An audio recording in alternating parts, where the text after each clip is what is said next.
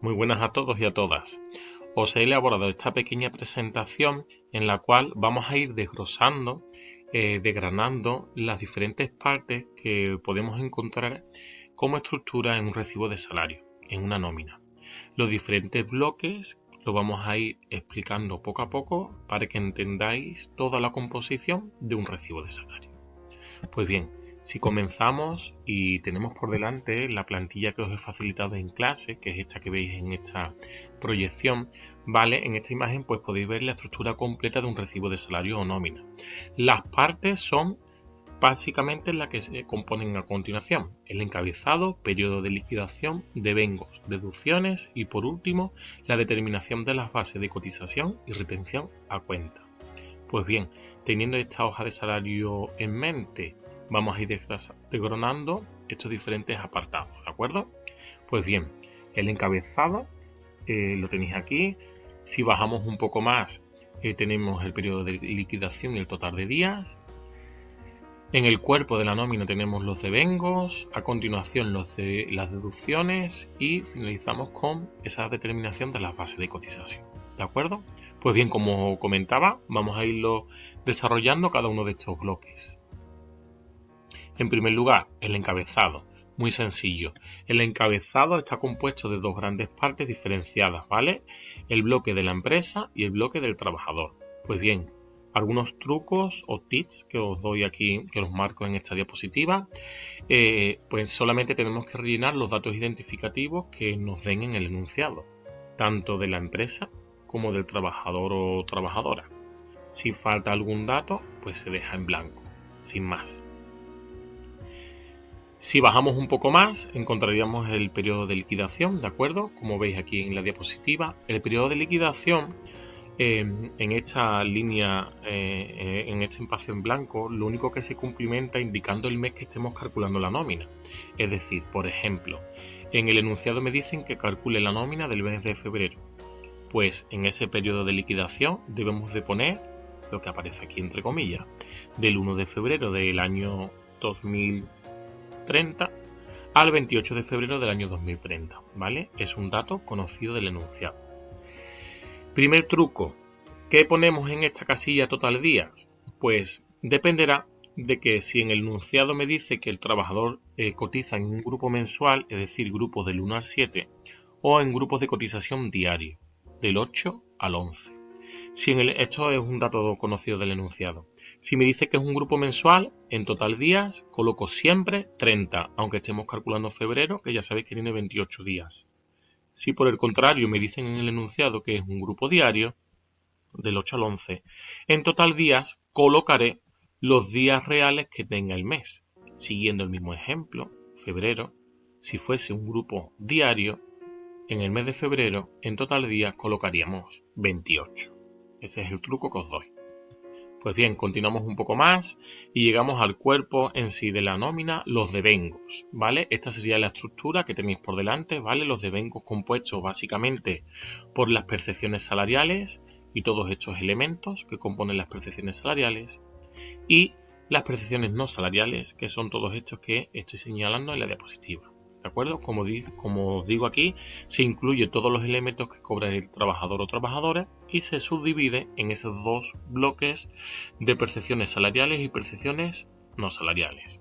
Si ya lo tengo todo relleno en esta columna de total y lo sumo, obtengo esta casilla, el total devengado, que también lo podéis encontrar como salario bruto, salario antes de deducciones, antes de impuestos. ¿De acuerdo?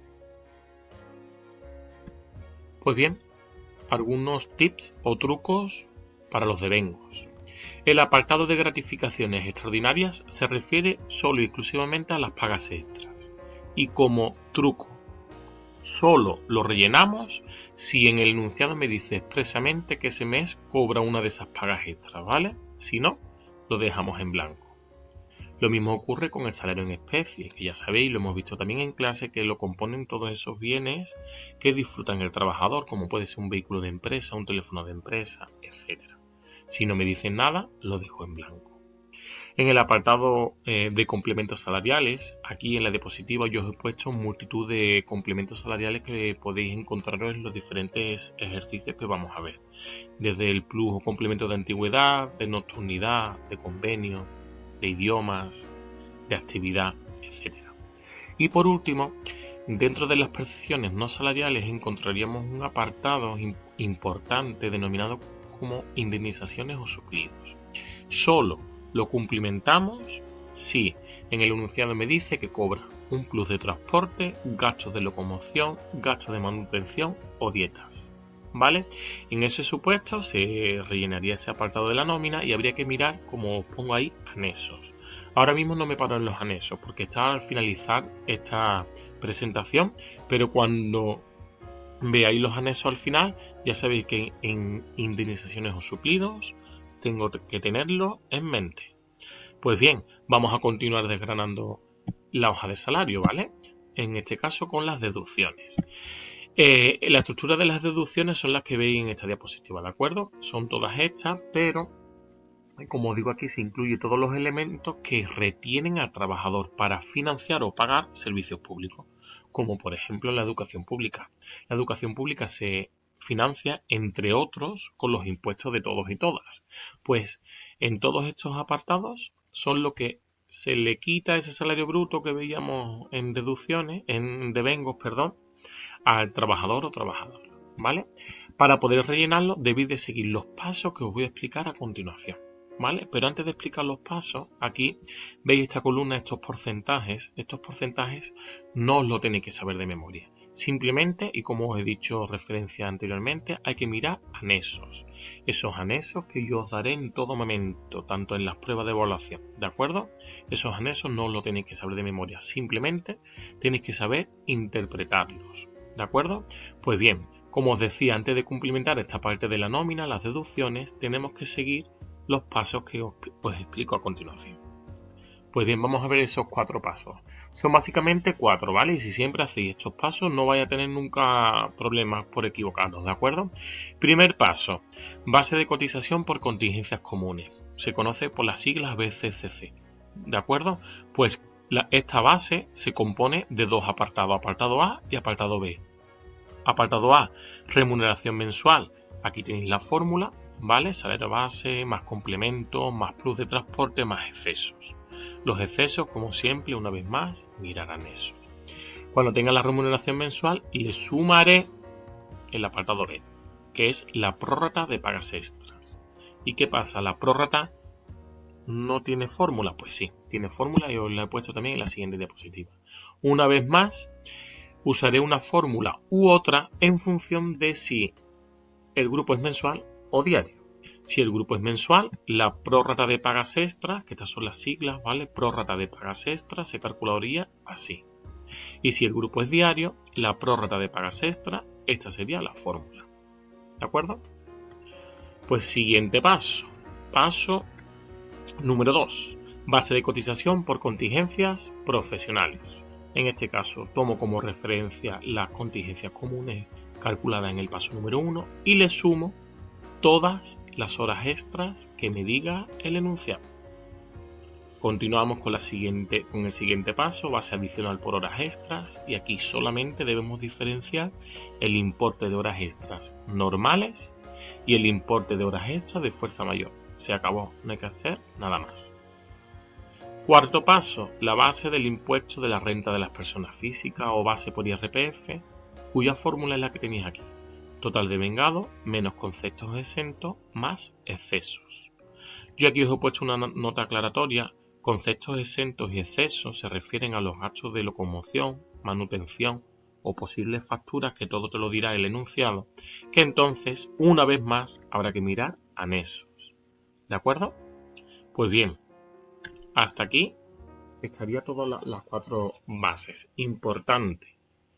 Cada vez que calculemos estas 4 bases, estos 4 pasos, hay que añadir la siguiente frase. Siempre, ¿vale? Es muy importante que no se os olvide.